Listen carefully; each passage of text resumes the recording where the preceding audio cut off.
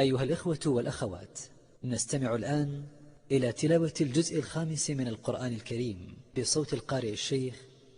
عبد الباسط عبد الصمد رحمه الله. أعوذ بالله من الشيطان الرجيم. والمحصنات من النساء إلا ما ملكت أيمانكم كتاب الله عليكم، وأحل لكم ما وراء ذلكم أن تبتغوا بأموالكم محصنين غير مسافحين، فما استمتعتم به منهن فآتوهن أجورهن فريضة، ولا جناح عليكم فيما تراضيتم به من بعد الفريضة، إن الله كان عليما حكيما. ومن لم يستطع منكم طولا أن ينكح المحصنات المؤمنات فمما ملكت أيمانكم من فتياتكم المؤمنات، والله أعلم بإيمانكم، بعضكم من بعض، فانكحوهن بإذن أهلهن وآتوهن أجورهن بالمعروف محصنات غير مسافحات ولا متخذات أخدان، فإذا أحصن فإن أتين بفاحشة فعليهن نصف ما على المحصنات من العذاب، ذلك لمن خشي العنة منكم، وأن تصبروا خير لكم، والله غفور رحيم. يريد الله ليبين لكم ويهديكم سنن الذين من قبلكم ويتوب عليكم، والله عليم حكيم. والله يريد أن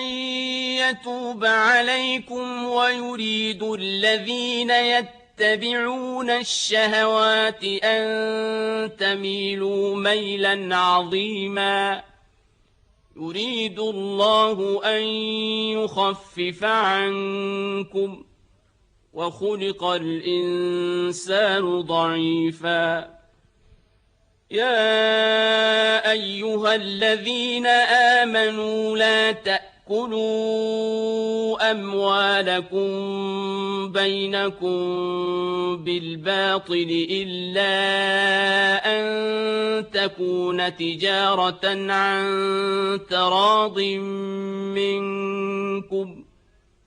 ولا تقتلوا أنفسكم، إن الله كان بكم رحيما. ومن يفعل ذلك عدوانا وظلما فسوف نصليه نارا، وكان ذلك على الله يسيرا. إن تجتنبوا كبائر ما تنهون عنه نكفر عنكم سيئاتكم وندخلكم مدخلا كريما. ولا تتمنوا ما فضل الله به بعضكم على بعض، للرجال نصيب مما اكتسبوا وللنساء نصيب مما اكتسبن، واسألوا الله من فضله، إن الله كان بكل شيء عليما. ولكل جعلنا موالي مما ترك الوالدان والأقربون والذين عقدت أيمانكم فآتوهم نصيبهم إن الله كان على كل شيء شهيدا الرجال قوامون على النساء بما فضل الله بعضهم على بعض وبما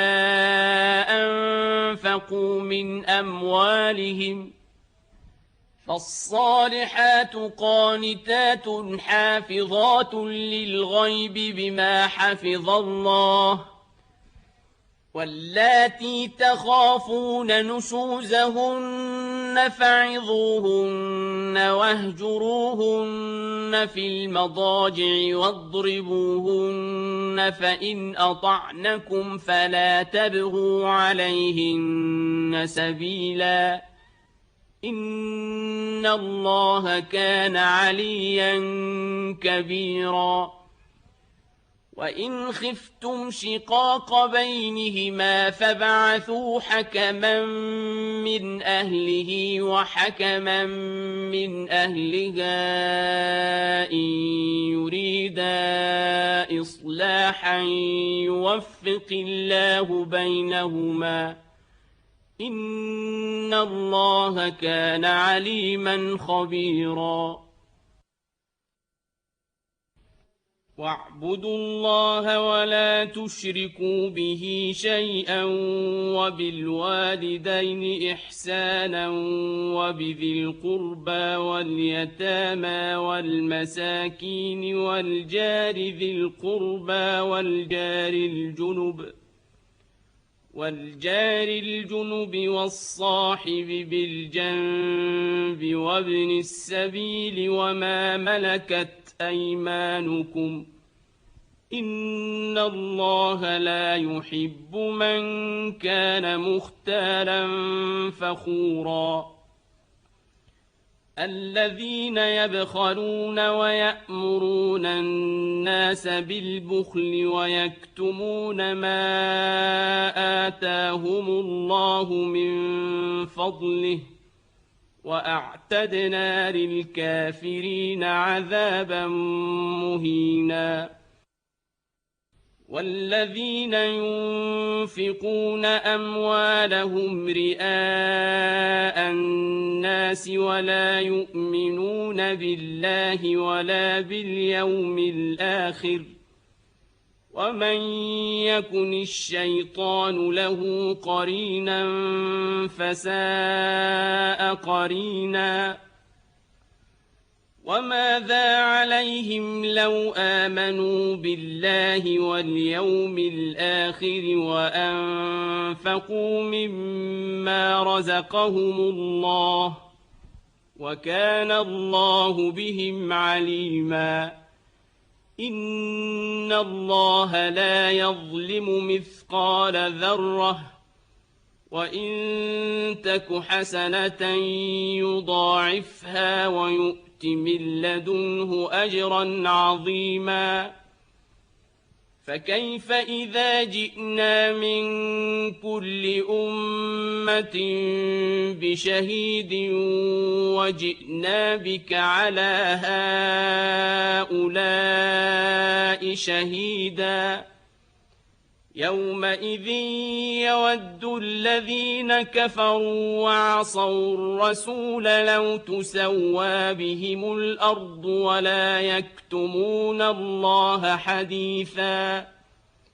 يا أيها الذين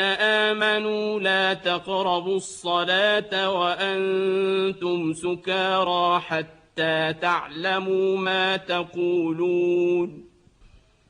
لا تقربوا الصلاة وأنتم سكارى حتى تعلموا ما تقولون ولا جنبا إلا عابري سبيل حتى تغتسلوا وإن كنتم مرضى أو على سفر أو جاء أحد منكم من الغائط أو لامستم النساء فلم تجدوا ماء فتيمموا صعيدا طيبا فامسحوا بوجوهكم وأيديكم إن الله كان عفوا غفورا ألم تر إلى الذين أوتوا نصيبا من الكتاب يشترون الضلالة ويريدون أن تضلوا السبيل والله أعلم بأعدائكم وكفى بالله وليا وكفى بالله نصيرا من الذين هادوا يحرفون الكلم عن مواضعه ويقولون سمعنا وعصينا واسمع غير مسمع وراعنا ليا بألسنتهم وطعنا في الدين ولو أنهم قالوا سمعنا وأطعنا واسمع وانظرنا لكان خيرا لهم وأقوم ولكن لعنهم الله بكفرهم فلا يؤمنون إلا قليلا يا أيها الذين أوتوا الكتاب آمنوا بما نزلنا مصدقا لما معكم من قبل أن نطمس وجوها فنردها على أدبارها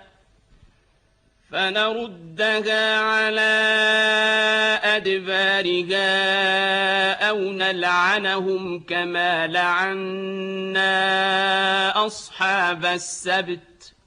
وكان أمر الله مفعولا إن الله لا يغفر أن يشرك به ويغفر ما دون ذلك لمن يشاء ومن يشرك بالله فقد افترى إثما عظيما ألم تر إلى الذين يزكون أنفسهم بل الله يزكي من يشاء ولا يظلمون فتيلا انظر كيف يفترون على الله الكذب وكفى به إثما مبينا ألم تر إلى الذين أوتوا نصيبا من الكتاب يؤمنون بالجبت والطاغوت ويقولون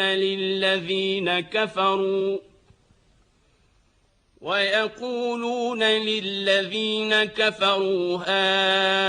هؤلاء أهدى من الذين آمنوا سبيلا أولئك الذين لعنهم الله ومن يلعن الله فلن تجد له نصيرا أم لهم نصيب من الملك فإذا لا يؤتون الناس نقيرا أم يحسدون الناس على ما آتاهم الله من فضله فقد آتينا آل إبراهيم الكتاب والحكمة وآتيناهم ملكا عظيما فمنهم من آمن به ومنهم من صد عنه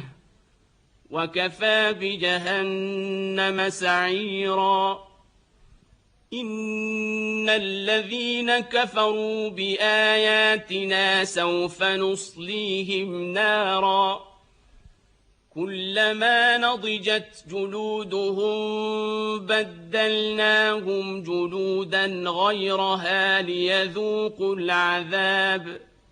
إن الله كان عزيزا حكيما والذين آمنوا وعملوا الصالحات سندخلهم جنات تجري من تحتها الأنهار خالدين فيها أبدا لهم فيها أزواج مطهرة وندخلهم ظلا ظليلا إن الله يأمركم أن تؤدوا الأمانات إلى أهلها وإذا حكمتم بين الناس أن تحكموا بالعدل إن الله نعم يعظكم به إن الله كان سميعا بصيرا يا أيها الذين آمنوا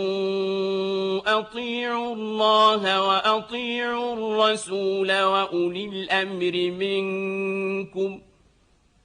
فإن تنازعتم في شيء فردوه إلى الله والرسول إن كنتم تؤمنون بالله واليوم الآخر ذلك خير وأحسن تأويلا ألم تر إلى الذين يزعمون أنهم آمنوا بما أنزل إليك وما أنزل من قبلك يريدون أن يتحاكموا إلى الطاغوت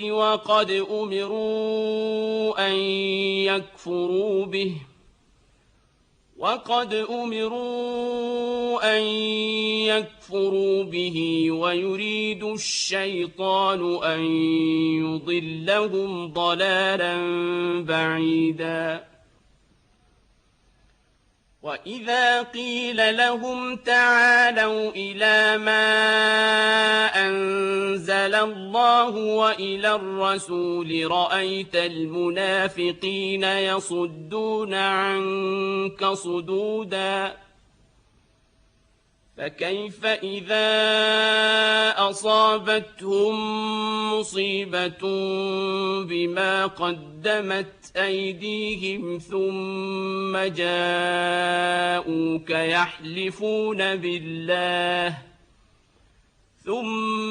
جاءوك يحلفون بالله إن أردنا إلا إحسانا وتوفيقا أولئك الذين يعلم الله ما في قلوبهم فأعرض عنهم وعظهم وقل لهم في أنفسهم قولا بليغا وما أرسلنا من رسول إلا ليطاع بإذن الله ولو أنهم إذ ظلموا أنفسهم جاءوك فاستغفروا الله واستغفر لهم الرسول لوجدوا الله توابا رحيما فلا وربك لا يؤمنون حتى حتى يحكموك فيما شجر بينهم ثم لا يجدوا في أنفسهم حرجا مما قضيت ويسلموا تسليما. ولو أنا كتبنا عليهم أن اقتلوا أنفسكم أو اخرجوا من دياركم ما فعلوه إلا قليل منهم ولو أنهم فعلوا ما يوعظون به لكان خيرا لهم وأشد تثبيتا. وإذا لآتيناهم من لدنا أجرا عظيما ولهديناهم صراطا مستقيما. ومن يطع الله والرسول فأولئك مع الذين أنعم الله عليهم من النبيين والصديقين والشهداء والصالحين وحسن أولئك رفيقا. ذلك الفضل من الله وكفى بالله عليما. يا أيها الذين آمنوا خذوا حذركم فانفروا ثبات أو انفروا جميعا وإن منكم لمن ليبطئن فإن أصابتكم مصيبة قال قد أنعم الله علي إذ لم أكن معهم شهيدا ولئن أصابكم فضل من الله ليقولن كأن لم تكن بينكم وبينه مودة يا ليتني كنت معهم فأفوز فوزا عظيما. فليقاتل في سبيل الله الذين يشرون الحياة الدنيا بالآخرة ومن يقاتل في سبيل الله فيقتل أو يغلب فسوف نؤتيه أجرا عظيما. وما لكم لا تقاتلون في سبيل الله والمستضعفين من الرجال والنساء والولدان الذين يقولون ربنا أخرجنا من هذه القرية الظالم أهلها الذين يقولون ربنا أخرجنا من هذه القرية الظالم أهلها واجعل لنا من لدنك وليا واجعل لنا من لدنك نصيرا.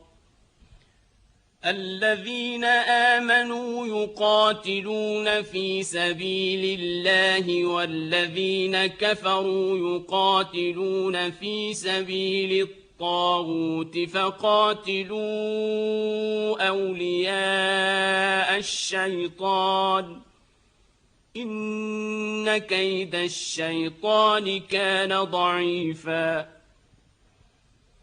ألم تر إلى الذين قيل لهم كفوا أيديكم وأقيموا الصلاة وآتوا الزكاة فلما كتب عليهم القتال إذا فريق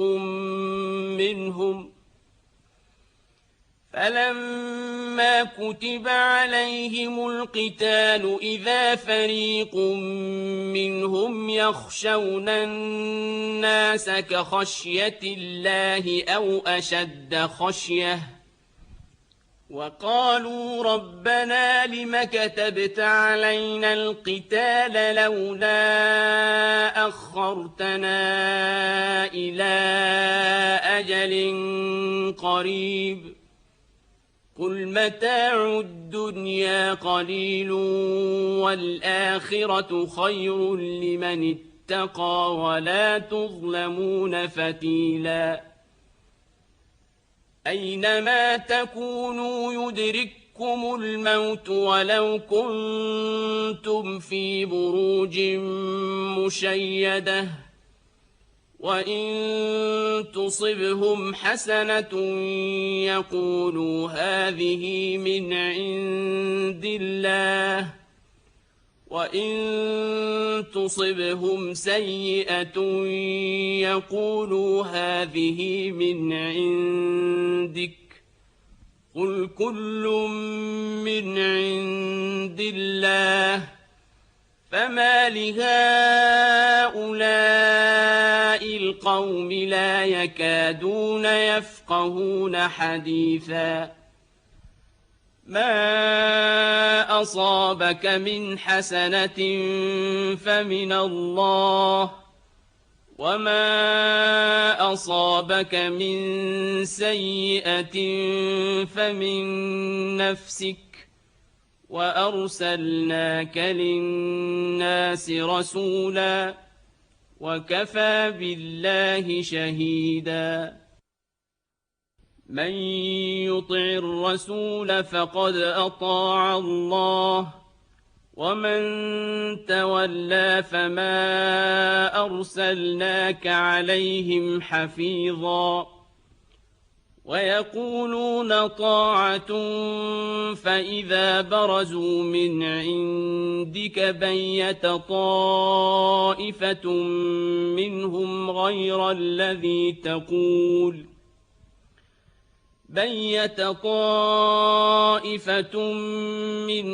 غير الذي تقول والله يكتب ما يبيتون فأعرض عنهم وتوكل على الله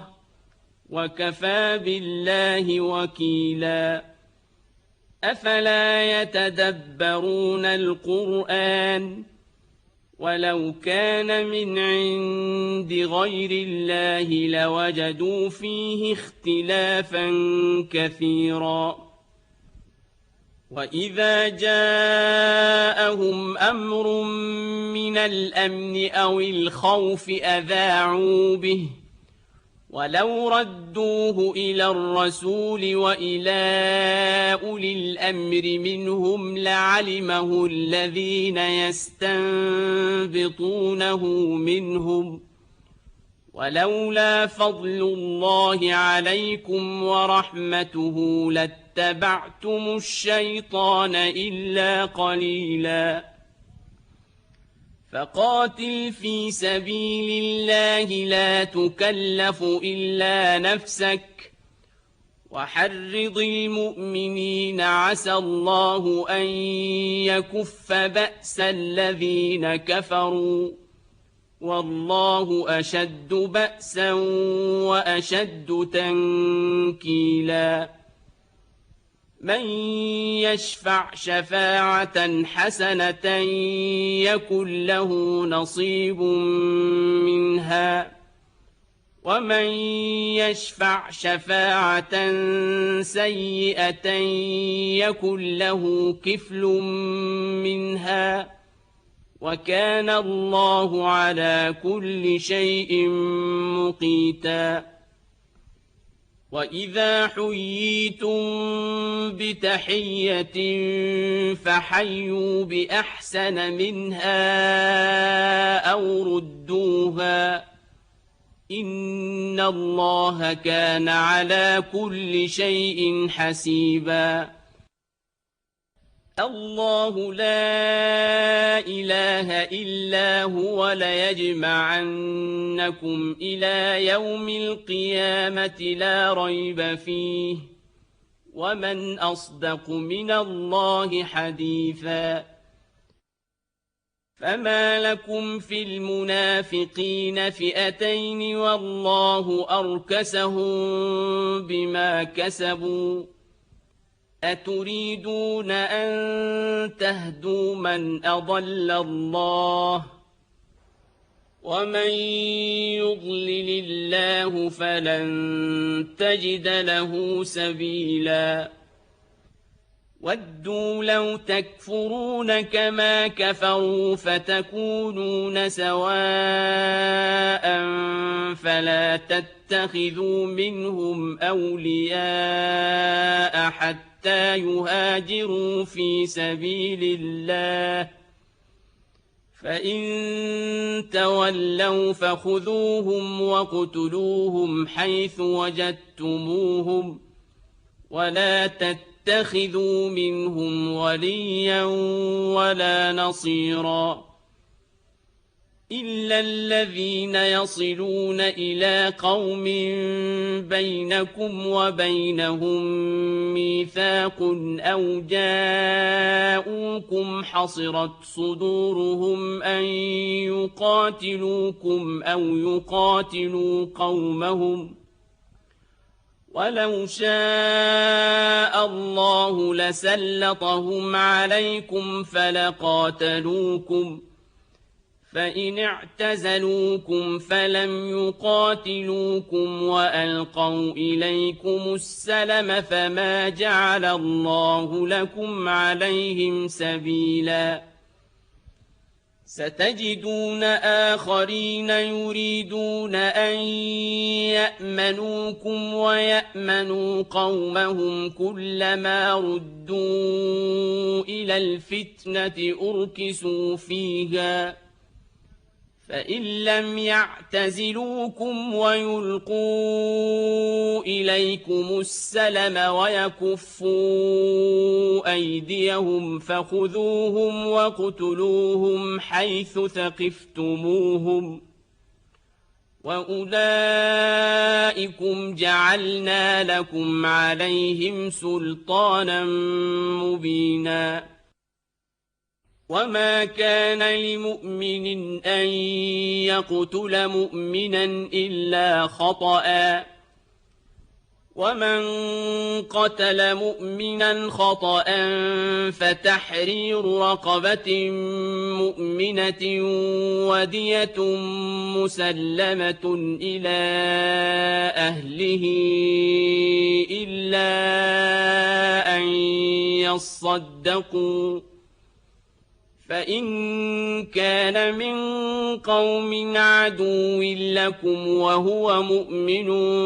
فتحرير رقبة مؤمنة وإن كان من قوم بينكم وبينهم ميثاق فدية مسلمة إلى أهله وتحرير رقبة مؤمنة فمن لم يجد فصيام شهرين متتابعين توبة من الله وكان الله عليما حكيما ومن يقتل مؤمنا متعمدا فجزاؤه جهنم خالدا فيها وغضب الله عليه ولعنه وأعد له عذابا عظيما يا أيها الذين آمنوا إذا ضربتم في سبيل الله فتبينوا ولا تقولوا لمن ألقى إليكم السلام لست مؤمنا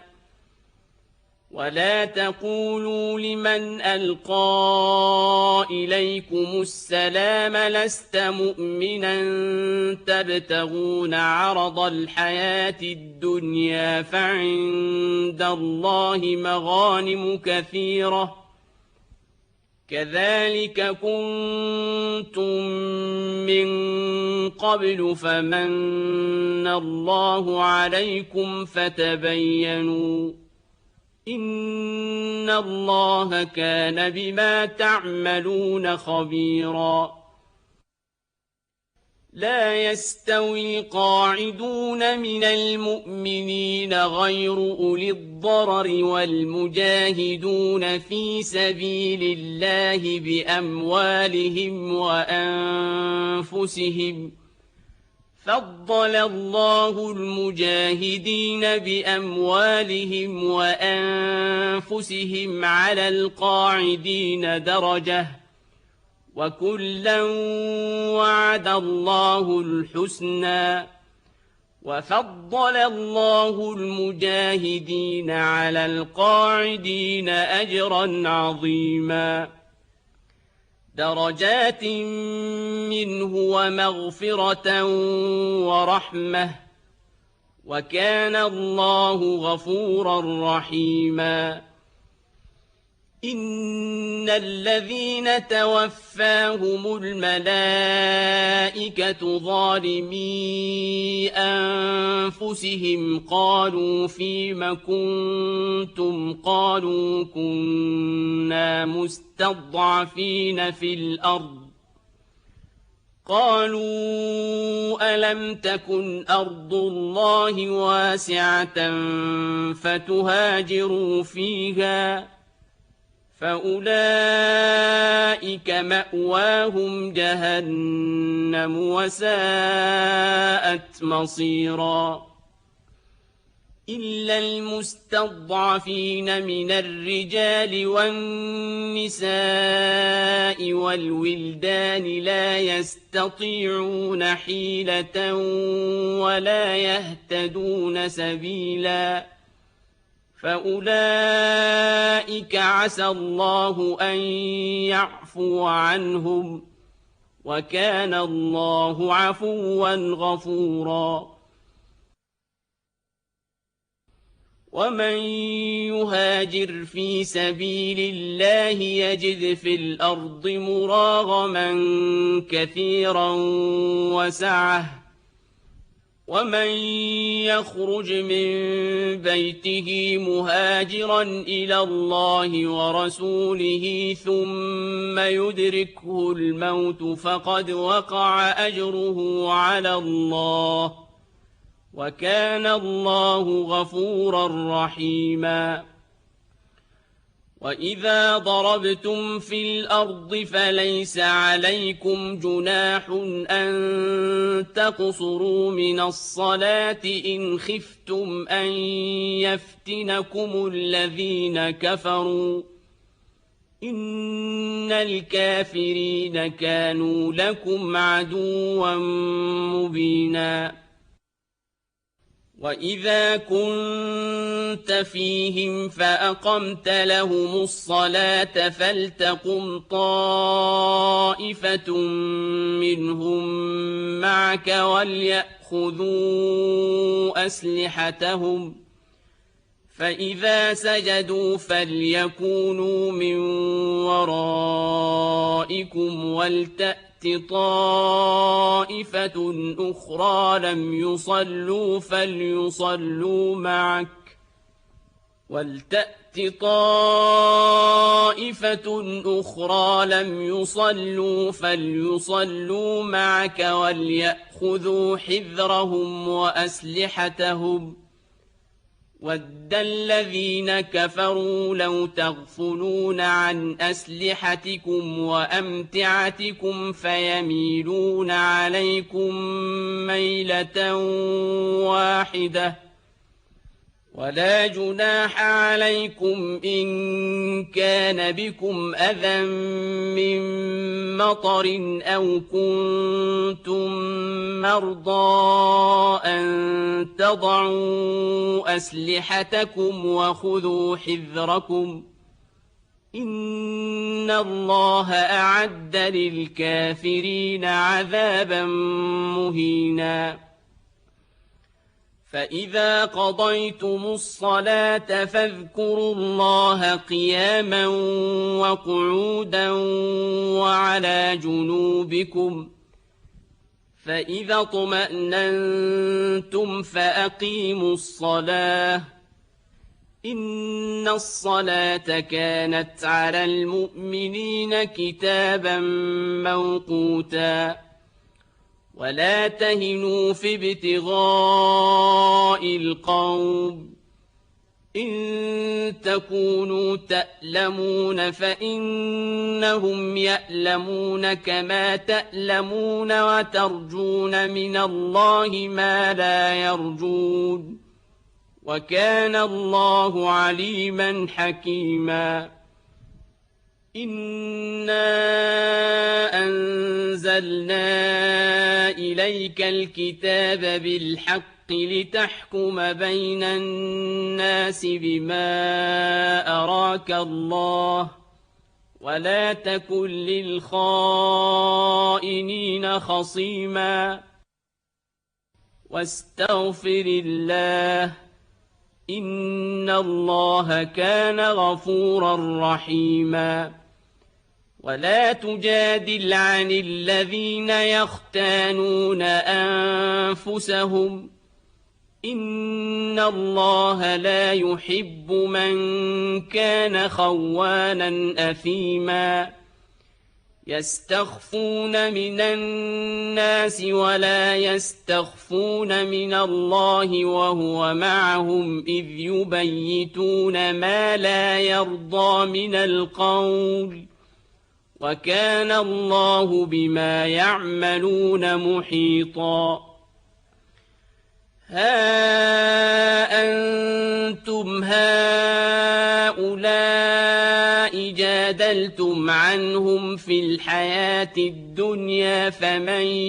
يجادل الله عنهم يوم القيامة أم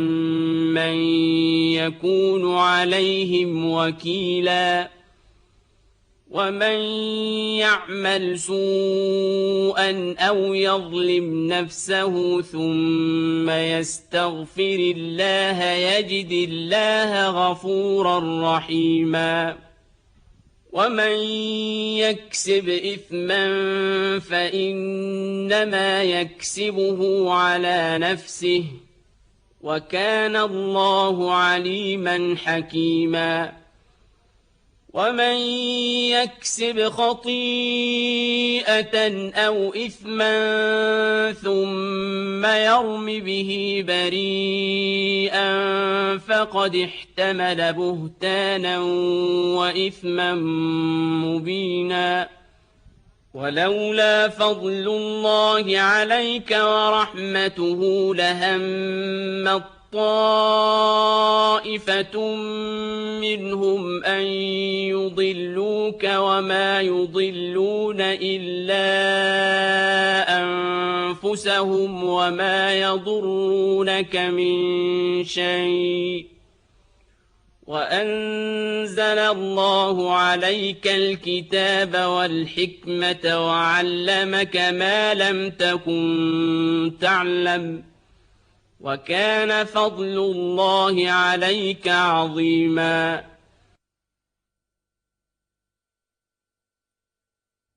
لا خير في كثير من نجواهم إلا من أمر بصدقة أو معروف أو إصلاح بين الناس ومن يفعل ذلك ابتغاء مرضات الله فسوف نؤتيه أجرا عظيما ومن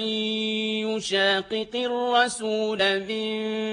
بعد ما تبين له الهدى ويتبع غير سبيل المؤمنين نوله ما تولى ونصله جهنم وساءت مصيرا إن الله لا يغفر أن يشرك به ويغفر ما دون ذلك لمن يشاء ومن يشرك بالله فقد ضل ضلالا بعيدا إن يدعون من دونه إلا إناثا وإن يدعون إلا شيطانا مريدا لعنه الله وقال لأتخذن من عبادك نصيبا مفروضا ولأضلنهم ولأمنينهم ولآمرنهم فليبتكن آذان الأنعام ولآمرنهم فليغيرن خلق الله ومن يتخذ الشيطان وليا من دون الله فقد خسر خسرانا مبينا يعدهم ويمنيهم وما يعدهم الشيطان إلا غرورا أولئك مأواهم جهنم ولا يجدون عنها محيصا والذين آمنوا وعملوا الصالحات سندخلهم جنات تجري من تحتها الأنهار خالدين فيها أبدا وعد الله حقا ومن أصدق من الله قيلا ليس بأمانيكم ولا أماني أهل الكتاب من يعمل سوءا يجز به ولا يجد له من دون الله وليا ولا نصيرا ومن يعمل من الصالحات من ذكر أو أنثى وهو مؤمن فأولئك يدخلون الجنة ولا يظلمون نقيرا ومن أحسن دينا ممن أسلم وجهه لله وهو محسن واتبع ملة إبراهيم حنيفا واتخذ الله إبراهيم خليلا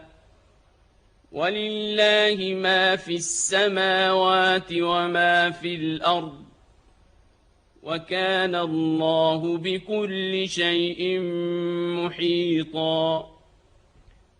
ويستفتونك في النساء قل الله يفتيكم فيهن وما يتلى عليكم في الكتاب في يتامى النساء اللاتي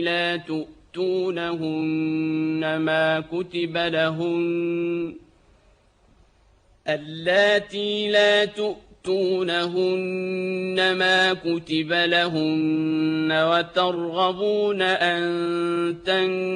تنكحوهن والمستضعفين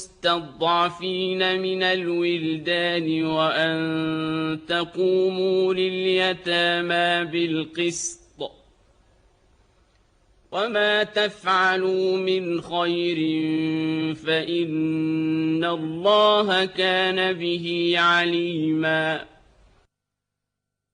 وإن امرأة خافت من بعلها نشوزا أو إعراضا فلا جناح عليهما أن يصلحا بينهما صلحا والصلح خير وأحضرت الأنفس الشح وإن تحسنوا وتتقوا فإن الله كان بما تعملون خبيرا ولن تستطيعوا أن تعدلوا بين النساء ولو حرصتم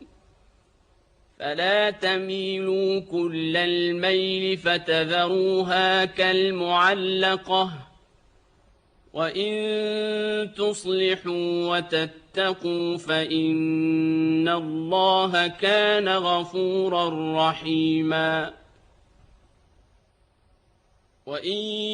يتفرقا يغن الله كلا من سعته وكان الله واسعا حكيما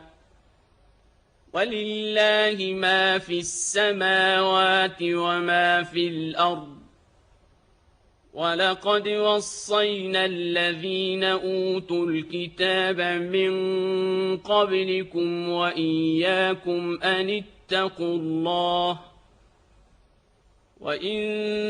تكفروا فإن لله ما في السماوات وما في الأرض وكان الله غنيا حميدا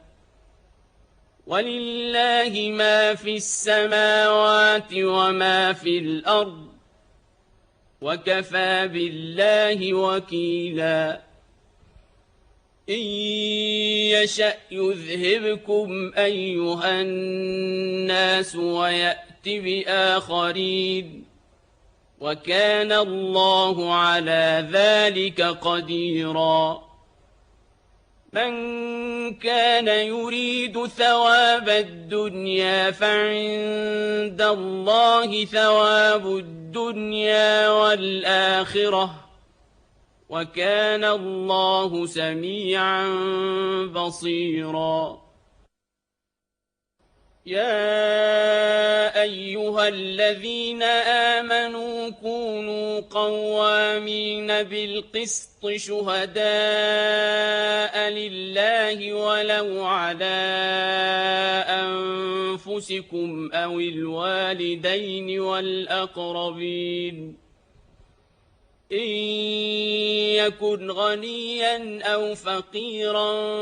فالله أولى بهما فلا تتبعوا الهوى أن تعدلوا وإن تلووا أو تعرضوا فإن الله كان بما تعملون خبيرا يا أيها الذين آمنوا بالله ورسوله والكتاب الذي نزل على رسوله والكتاب الذي أنزل من قبل ومن يكفر بالله وملائكته وكتبه ورسله واليوم الآخر فقد ضل ضلالا بعيدا إن الذين آمنوا ثم كفروا ثم آمنوا ثم كفروا ثم ازدادوا كفرا لم يكن الله ليغفر لهم ولا ليهديهم سبيلا بشر المنافقين بأن لهم عذابا أليما الذين يتخذون الكافرين أولياء من دون المؤمنين أيبتغون عندهم العزة فإن العزة لله جميعا وقد نزل عليكم في الكتاب أن إذا سمعتم آيات الله يكفر بها ويستهزأ بها فلا تقعدوا معهم حتى يخوضوا في حديث غيره إنكم إذا مثلهم إن الله جامع المنافقين والكافرين في جهنم جميعا.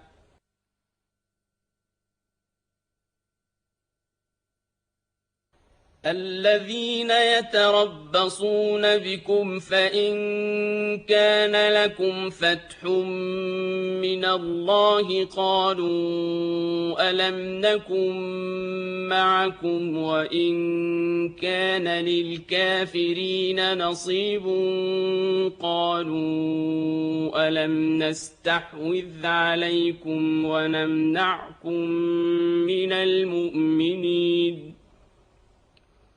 فالله يحكم بينكم يوم القيامة ولن يجعل الله للكافرين على المؤمنين سبيلا.